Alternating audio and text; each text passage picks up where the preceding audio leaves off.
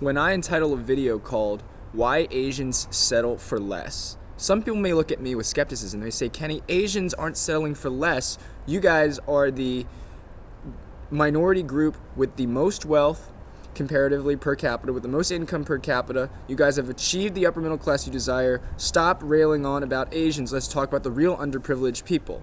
And I acknowledge there are other racial groups that are severely more underprivileged than Asian people. But what I'm acknowledging here, what I'm arguing here, is not that Asian people aren't well off or comparatively well off, but that we haven't reached our full potential.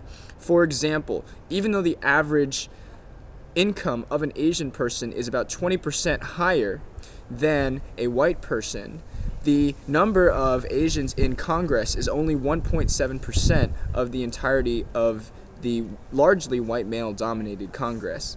Similarly, when we talk about Asian people, we also need to talk about the diversity within Fortune 500 groups, within CEOs. Especially East Asian people are also underrepresented in Fortune 500 groups. South Asians are overrepresented, but Eastern Asian people are underrepresented.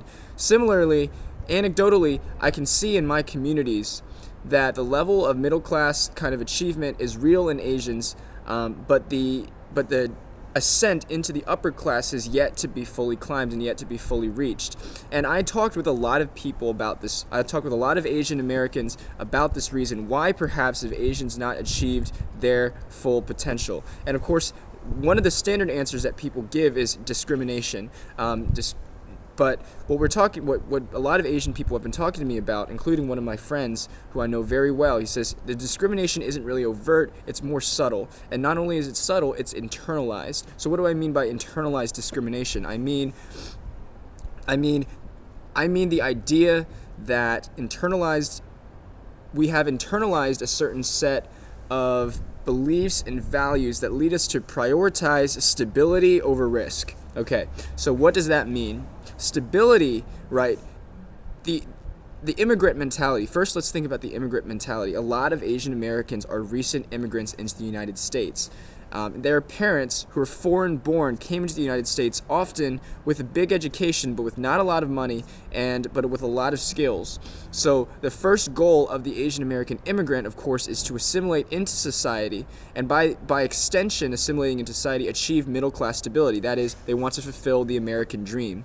And by and large, a lot of Asian people have gotten to that point where they've achieved that middle-class stability, that Asian, what we long for, to be integrated into American society as an upper middle class individual. And that's perfectly fine, but here's the thing, it's just fine.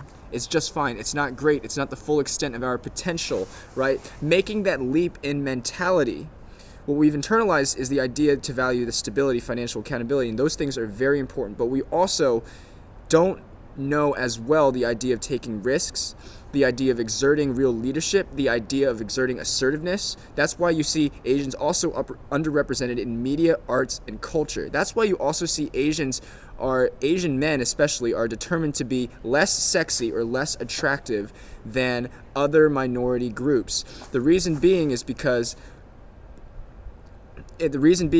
this idea of attraction comes from a couple things. It comes from, of course, your looks, but it also comes from your confidence in yourself. And we have a self-esteem problem. We don't have the confidence to take risks. We don't have the confidence to move out and be more than just middle class, be truly great.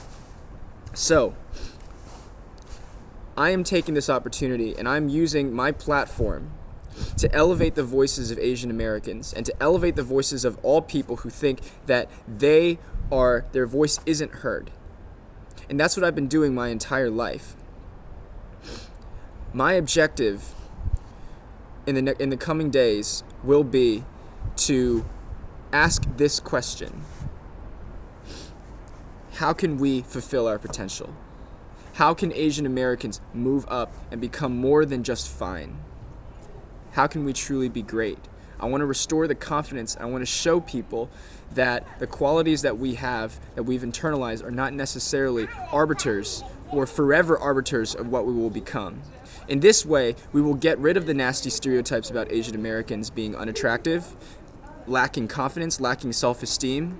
Partially, we've internalized those stereotypes onto ourselves. We've also internalized the immigrant experience onto ourselves when we can be so much better, when we can be so much higher. That's why Asian Americans are settling for less, and I'm going to change that. Thank you.